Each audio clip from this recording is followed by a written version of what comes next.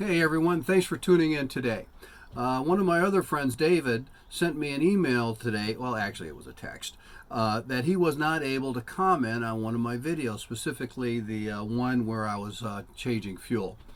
And he said that he couldn't make any comments. So with that, I started doing some research to find out why nobody else was making comments. I'm getting hardly any comments on any of my videos, and I'm wondering why. Because, I'd like to have a few comments. That would be really nice.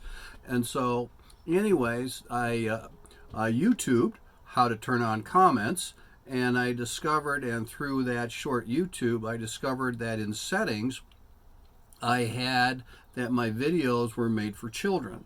Well, videos that are made for children do not allow comments.